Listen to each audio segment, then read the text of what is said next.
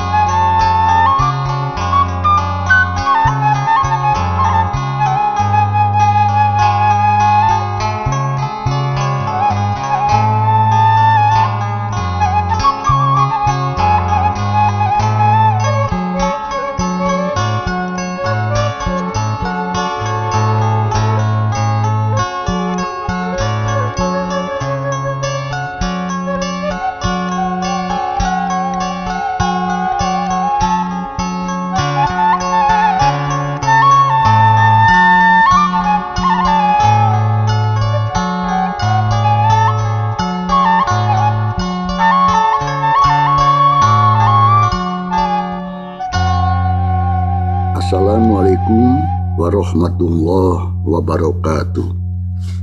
Alhamdulillah wargi-wargi Mang Dedi baraya-baraya isuna di madabi ayeuna nya ayeuna Mang Dedi baris nurulkeun carita si Kancil ti Pakidulan bagian anu ka-25.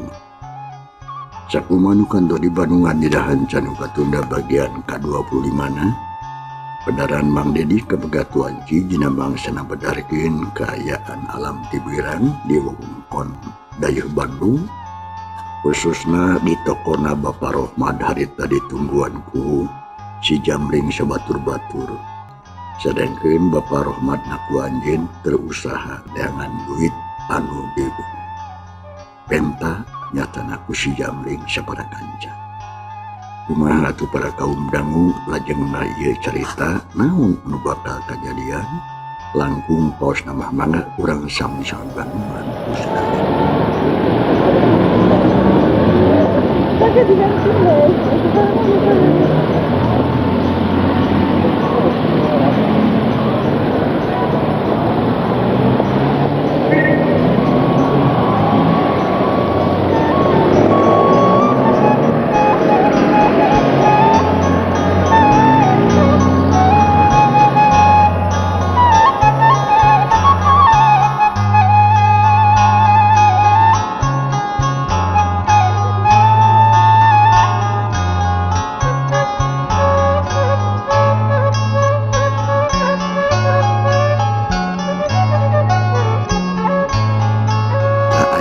alam di kusir Bandung harita teh hacida pisan panasna, mata poe meni moreret, metak bayeung yang jeung haridang.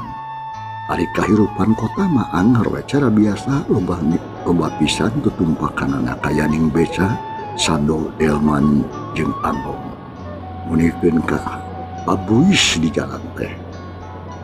Sadengkeun kaayaan di tokona Bapak Rohmad. Estuning ti iseun jelema loba. Atuh di antarana para pagawe Pak Rohmad harita rayap dinya tapi cara ricing leungeun mah nguyek digawe. Anu tiluan si Jamring, si Peci jeung si Somed gawena teh ngan jalang jeleng we.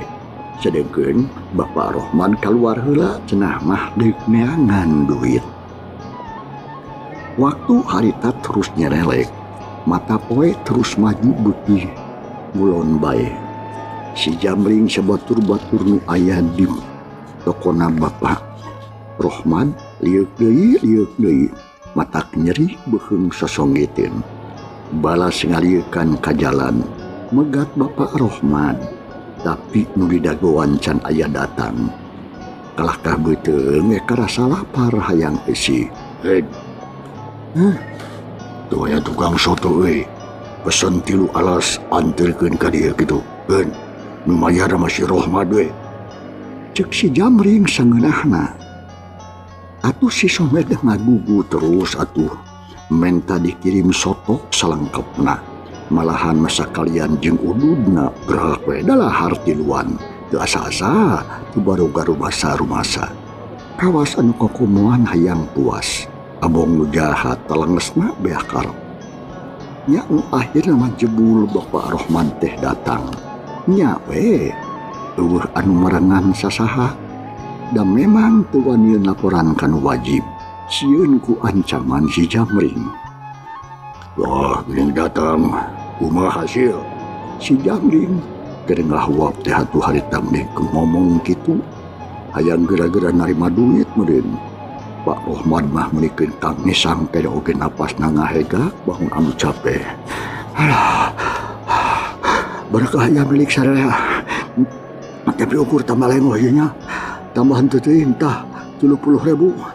Cek Bapak Rohman istimake tata kasopanan. Bohongan atuh semahna ge pika sebeleun jeung pika keuheuleun. Syukur-syukurkeun bae sagegelah. Pokona mah asal mayar unggah bulan we. Awas, bulan hareup mah kudu sayaginya. Ulah kudu ngadaguan heula carana kieu ye. Tuh, soto bayareun pek. Aing rek balik. Sanggeus narima duit mah beral tiluan naleumpang ninggalkeun toko Pak Rohman. Dijajabkeun ku paneuteup anu handeueul, hanjakal, lebar saenyana mah maslahkeun duit kanu jahat teh. Tapi kumaha atuh Bapak Rohman teu bisa walakaya. Les atuh si Jamring sabatur-batur ngeles teh katenjo. Bapak Rohman ngarahuh terus mali karek diuk dina bangku. Setengah mubutkeun maneh jep jempe teu aya anu ngomong. Malah anu digarawe oge anu wanieun ngadeuketan. Sok sanajan atuh panasaran ge ngaharuleng we teu kahartieun. Demi harita atuh di antara karyawana teh pagawena aya nu katelah Mang Asam. Anu geus sababaraha kali manggihan dudunganna munang kasusah jeung kasusah. Jadi mikir dina jero hate dirojoi hayang nulungan ari sabab watir kanu jadi dunungan nu kiwari keur ninggang disuwe jeung apes bae ku bojona digetrengan anakna tas kalaraan usaha rudet nu nagih ambek-ambekan kendaraan kariwaasna indit balik kana bemo bet asa numpuk pisan kasusah dunungan teh. Dumasar kana haet apok Mang Asam harita. Anak ieu mah lain antepeun. Aing salaku pagawe. Wajib milu mikiran kanu jadi dunungan. Kitu gerentas teh hatena Mang Asam. Jung nangtung. Lah-lahan rek ngadeuketan kadununganana nyatana ka Pak Rohman. Sugan jeung sugan we aya hasilna rek milu ngadeudeuh ku pikiran. Reng atuh eureun gigireun Bapak Rohman. Nangtung bari jeung neuteuk kadununganana. Ret atuh Pak Rohman ngareret pok nanya sorana alon. Bangun tenangan. Aya nyaon Mang Asam? Punten. Agan Mang kumawantun bade aya anu ditaroskeun sugan jeung sugan aya hasil. Eureun heula gigireun Pak Rohman angtung bari jeung neuteuk. Punten agan pun Mang kumawantun bade aya nu ditaroskeun. Sok aya salah namang pek diuk jadi ngata pok pek praktek ngomong naon cek Pak Rohman harita tengah halangan malah aya asa atoh we aya anu ngadeuketan teh asa aya anu ngabeberah kana hatena. Punten agan langkung ti payun Hapunten anu kasuhun, mugi teu janten rengat manah runtik panggali. Ku ayana pun emang anu kumawan tun ngaganggu kasalira. Pun emang rumaos agan luka klanyap celogog sayong atanapi naon we pibasaheunana. Nanging da ari maksad mah cek mang mah asana teh sae, mugi we kerasa nyampi kitu. Agan cek Mang Asam beri jeung rengkuh dandaning hormat. Ngadenge kitu atuh ti karyawana pok Bapak Rohman. Henteu Pak. Mang tina naon wajar we sakitu mah, tapi kuring teh jadi penasaran nenjo pamulah mamang kitu petah teh. Nah aya naon atuh? Cik buru-buru ucapkeun ka kuring. Kieu eta agan. Entong agan lah Bapak we kitu. Nya mohon. Kieu Bapak. Mang teh jadi ngiring-gering. Ngiring ngemutan kasalira sabab margi tos sababaraha kali mang nyaksian salira teh keur meujeuna kapungpungan ku kabingung, kasendeuhan ku kasusah, katitih ku kasedih tunggara manah teu damang emutan. Tah kumargi kitu Bapak, mang teh ngawantun-wantun maneh we bade tumaros. Nah kumaha ieu teh atuh nu salarasna?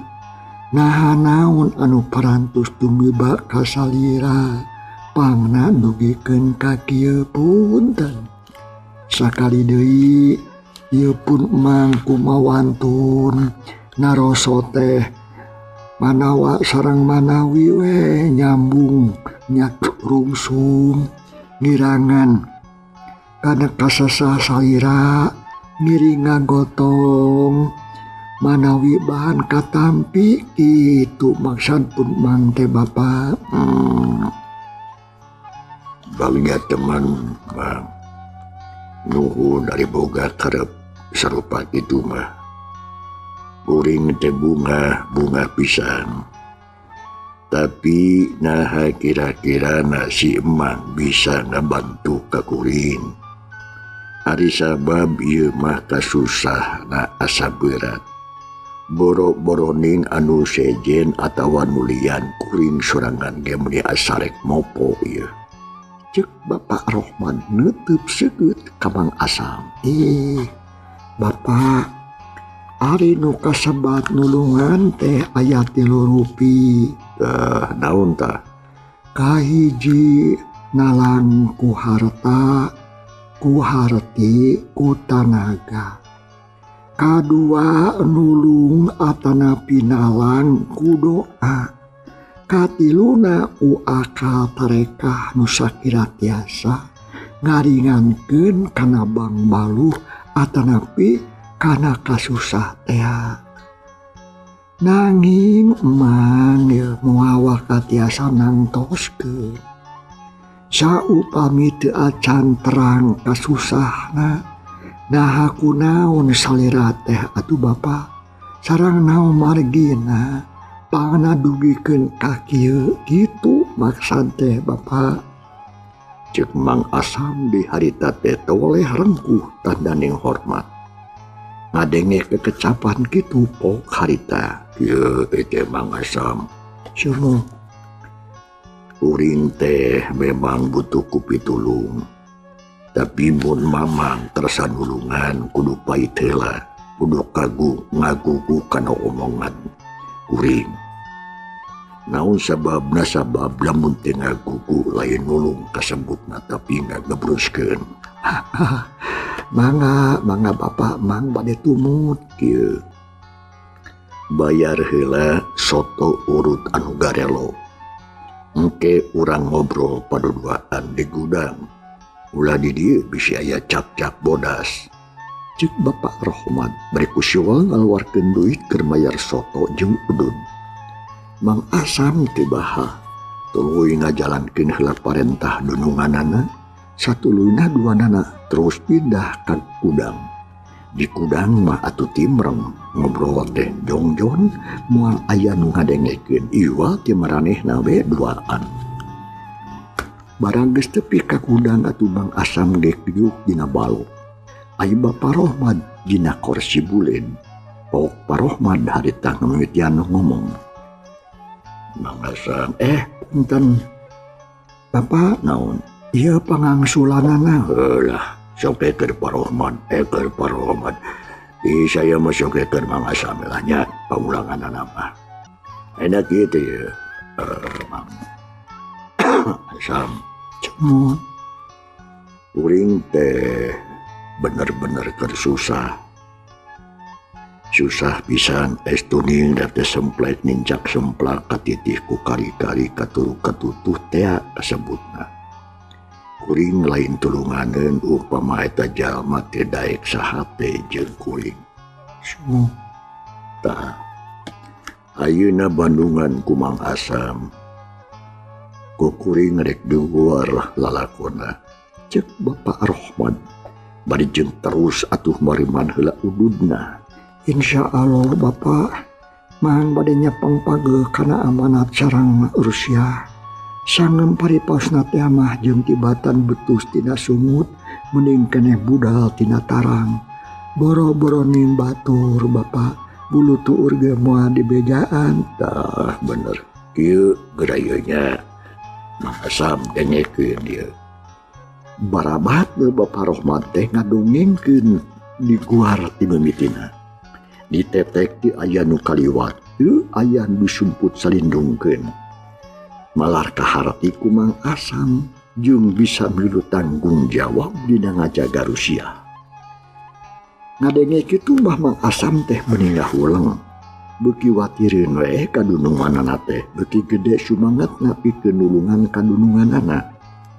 Sajeroning ngadengekeun teh hatina Mang Asam mah ngageremet. Milu ambek kakomplotan si Jamring anu geus meres kadununganana. Tah itu Mang. Cik areku cara kumaha nulunganana ye. Da kuring teh ari laporan kanu wajib mati wani bisi nambahan susah jeung nalangsa. Sabab batur mah nekat moal inggis nagih pati moal asa-asa ngalanyawa. Kawantu geus teu baroga perasaan. Geus eueuh rasa kamanusaanana. Ari kuring mah beda deui jeung manehna ajeun teuing dari kuring korban jeung tibatan kulawarga binasa. Sok sanajan atuh anu jadi pamajikan teh kitu da tetep demikeun ari kudu diala nyawa ku batur mah. Mang Asam tah kitu pangakuan hati kuring mah. Ngadenge kekacapan kitu ti dudunganana. Mang Asam meni ngarakacak hatena. Muji kana kakuatan batinna Bapa Rohmad. Jeung muji kana tekadna anu hade. Da memang dina dasarna mah jelema hade Pak Rohmad teh. Jujur, nyaahan, ulas asih kanu leutik, malah anu digarawe oge betaheun di Pak Rohmad mah. Kutan teh kitu dongengna Bapak. Ari kitu jalana mah taya deui carana iwati kedah dilawan tah nu tiluan teh. Oge awewena anu ngaku ngaran saha teh Bapak? Astri kudu ditangkap. Tumanda pasti nipu malulu tah moal burung sakomplotan jeung anu tiluan. Cek Mang Asam mimiti bijil sumangetna. Sarta leungit rasa cangcayana timbul teh kanu buleun hayang nulungan kanu jadi dunungan. Itu kahayang kuring oge man. Tapi kumaha da kuring mah teu wadi ngalawananana rumah saleutik burih teu boga wawanen Mang. Ayeuna kieu Bapak. Upami nu tiluan daratang deui ka dieu ulah dipasihan. Malihan mah urang lawan piraku teu katadah ku sarereakeun. Para pagawe urang kerahkeun da seueur atuh aya 8 urangna Piraku teu mampu newak tilu hulu wae mah. Kunaon gumujeng Bapak? Bahaya Mang. Kulan? Bahaya. Bahaya kumaha Bapak? Itu mah Mang tiluan ge jawara. Lain lawora eta, heueung lah. Mun rek ngalawanan ku cara kitu kudu neangan cara sejen, nu leuwih asa ulah matak cancaya. Kumaha pamikir atuh Bapak? Kumaha? Pan Mang teh goreng-goreng oge wedalan Banten ieu teh. Upami Bapak percantan, Mang bade lupa teulah ka Banten. Bade menang saraya ka kawawuhan Mang di ditu. Tah cik kumaha bade disang satujuan atanapi moal. Ceuk Bang Asam, horeng sipana horeng kaum dangu manehna teh ti Banten cenah. Ngan geus lila di Bandung ngadon usaha. Bang Asam, ai kuring mah satuju bae. Anu penting mah ulah matak nyarakeun, ulah matak cangcaya kudu sakali jadi.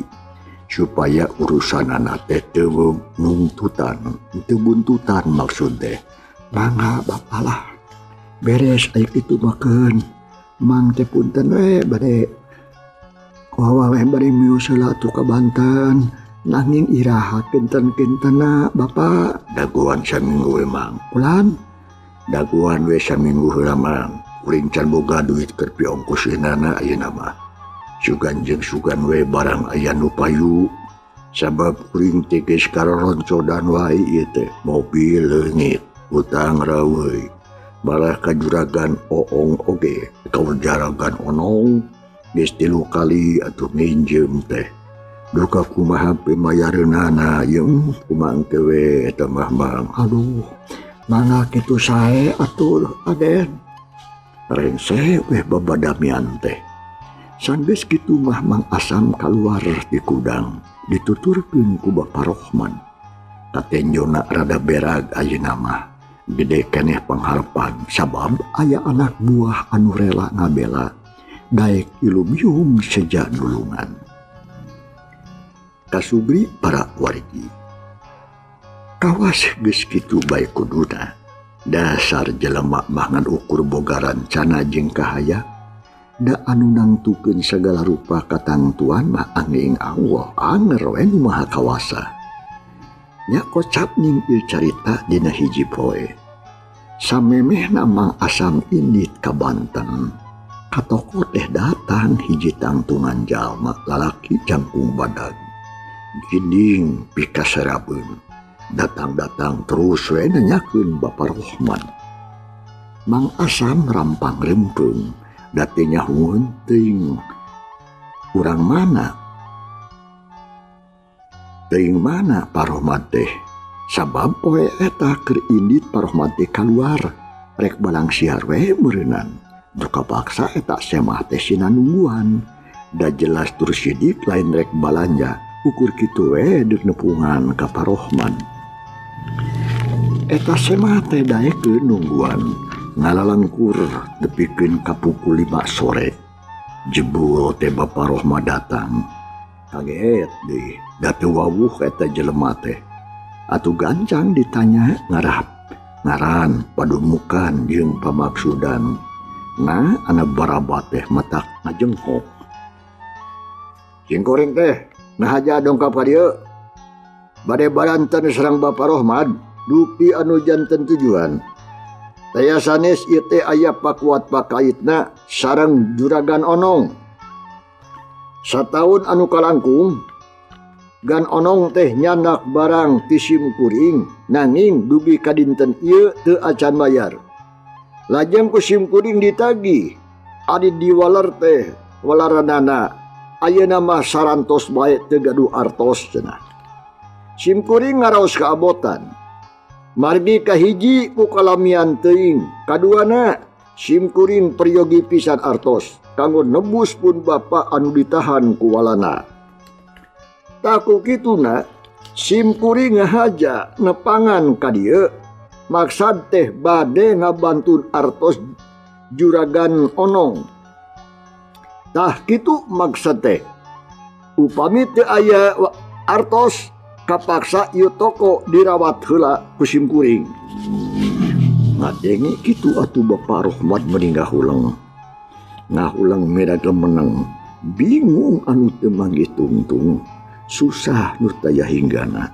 Kudu ngomong naon atase mah anu sakitu tegasna. Sakedapan mah Bapak Rohmat teu bisa ngomong nanaon. Menang sababaraha jongjongan mah ngeluh weh bari jeung mikir tapi sirahna kelakah lieur teu bisa mutuskeun. Can para pamirsa, ieu carita urang tunda heula. Kumaha atuh lajenganana insyaallah. Urang tiasa ditepangkeun deui dina bagian anu ka-20 genepna. Hatur nuhun umarupi perhatosanana, urang kantun kasadeana. Wassalamualaikum warahmatullahi wabarakatuh.